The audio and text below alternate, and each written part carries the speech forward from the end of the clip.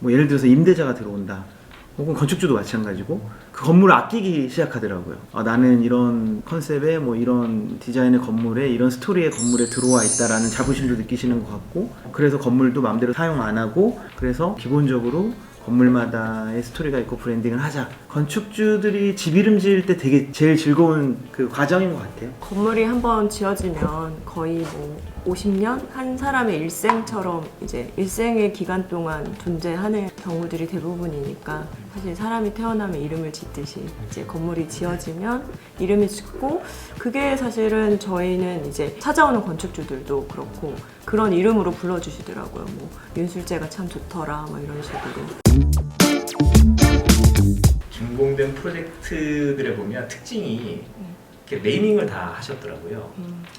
네, 여러 가지 뭐 윤술재라든지 뭐 저런 것들, 그다음에 한자도 있고, 그다음에 숫자 들어간 것들, 그다음에 영문, 순한글 다양하게 들어가 있는데, 저렇게 네이밍을 하시게 된 이유가 따로 있을까요? 건물 자체가 하나의 좀 상품이라고 생각했어요, 처음에. 특히 건축주한테는 되게 중요한 제품이자 상품이거든요. 그래서 기본적으로 이 건물이 브랜딩이 돼야 된다라는 생각이, 저희가 주택이든 뭐 근린생활시설이든 업무시설이든 브랜딩이 돼야 된다는 생각을 초반부터 했었어요. 그래서 처음에 이 건물의 특징이 뭐고, 별명 같은 애칭이 생기기 시작했고, 건물 이름이 되고, 그래서 그 이름에 대한 CI 디자인이나 그 컨셉에 맞춰서 건물 전체에 대한 토탈 디자인을 초반에 했더니, 거기서 오는 효과가 뭐 예를 들어서 임대자가 들어온다. 혹은 건축주도 마찬가지고 그 건물을 아끼기 시작하더라고요. 나는 이런 컨셉의 뭐 이런 디자인의 건물에 이런 스토리의 건물에 들어와 있다라는 자부심도 느끼시는 것 같고, 그래서 건물도 마음대로 사용 안 하고, 그래서 기본적으로 건물마다의 스토리가 있고 브랜딩을 하자. 건축주들이 집 이름 지을 때 되게 제일 즐거운 그 과정인 것 같아요. 지은 이름 중엔 저희가 지은 것도 있고, 건축주분이랑 상의해서 지은 것도 있고, 건축주가 이렇게 하고 싶다고 해서 저희가 그걸 또 CI 디자인을 해드리는 경우도 있어요. 건물이 한번 지어지면 거의 뭐 50년 한 사람의 일생처럼 이제 일생의 기간 동안 존재하는 경우들이 대부분이니까, 사실 사람이 태어나면 이름을 짓듯이 이제 건물이 지어지면 이름이 짓고, 그게 사실은 저희는 이제 찾아오는 건축주들도 그렇고 그런 이름으로 불러주시더라고요. 뭐 윤술재가 참 좋더라 뭐 이런 식으로. 자동차 이름 붙이듯이 소나타, 투싼, 제니시스, 그렇죠. 이렇게 이제 맞아요. 각각 이름을 붙이듯이 건물도 하나의 상품이고, 그 안에서 사는 사람들이 프라이드를 느낄 수 있게. 그렇죠, 맞아요. 이제 뿐만 아니라 안에 들어가는 소프트웨어, 뭐 가구라든지, 그다음에 BI, CI, 심지어 뭐 사용하는 어떤 뭐 물컵, 상품 뭐 이런 것들도 같이 이렇게 디자인을 하시는 거예요. 너무 하고 싶네요, 그렇게.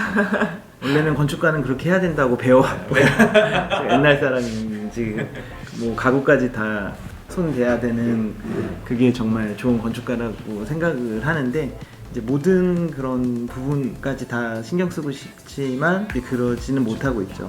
여러 가지 이유 때문에. 근데 가구 같은 거라든지 있는 건 저희가 다 디자인을 해서 제안을 하죠. 그리고 인테리어도 물론 그 컨셉에 맞게 다 제안을 하고, 그리고 또 그런 용도가 있습니다. 뭐 예를 들어서 지금 뭐 숙박시설 같은 경우에는 그 공간에 맞는 어메니티들이 있죠. 그런 것도 저희가 당연히 그런 용도는 제한을 당연히 해야 되고요. 특히 주택은 그 건축주들이 많이 의지를 하세요. 커튼까지 물어보시고, 뭐 나 이런 의자 사도 돼요? 하고 카톡 계속 밤에 막 보내십니다. 밤에. 그러면 이제 저희가 보고, 이건 집에 잘 맞는 것 같아요. 이게 좋네요. 이건 어떠세요? 이런 대화도, 그러니까 건축주들이 사야 되는 가구 있지 않습니까? 그것도 많이 하고, 요즘 또 재밌는 건 가전이 되게 이뻐지고 있잖아요. 이뻐져야 된다고 하나? 하여튼 되게 디자인 측면이 되게 강화되고 있거든요. 그래서 가구를 먼저 선택하고, 그 가전을 먼저 선택하고, 그 가전에 또 컨셉을 맞출 때도 있어요. 가전이 주방에 영향을 끼치고, 주방이 또 영향을 끼치고, 뭐 이럴 때도 있어서 되게 재밌다, 이런 생각도 할 때도 있죠. 말씀을 딱 드리니까 클라이언트들이 건축가가 정해놓은 컨셉 안에 갇혀서 이렇게 돼야 된다라고 일단 잡아놓고 디자인을 시작하면 실제 사용자 입장에서는 불편할 수도 있고 만족감이 좀 떨어질 수도 있는데, 건축가 입장에서는 뭔가 대명제를 세워놓고 하는 것이 건축 작업도 편하고, 그 다음에 내가 뭔가 한 것 같은 그런 만족감이 들잖아요. 근데 지금 거꾸로 말씀하신 거는 오히려 이제 아주 그 건물 안에서 마이너 요소인 오브제, 가전에서부터 오히려 컨셉이 거꾸로 커져서 발전할 수도 있다. 네. 이거는 되게 새로운 것 같아요. 근데 대기업도 그렇게 지금 선전을 하고 있죠. 네. 예. 가전부터 인테리어를 시작한다고. 아. 예. 그래서 냉장고부터 인테리어를 시작하는 그런 상황이 되는데 처음에는 또 그런 상황들이 되게 재밌고 우리가 항상 주방에서 가장 이렇게 촌스러워 보이는 게 냉장고였는데 예, 근데 그런 것들이 근데 또 너무 획일화되고 있어요. 또 그 상황이.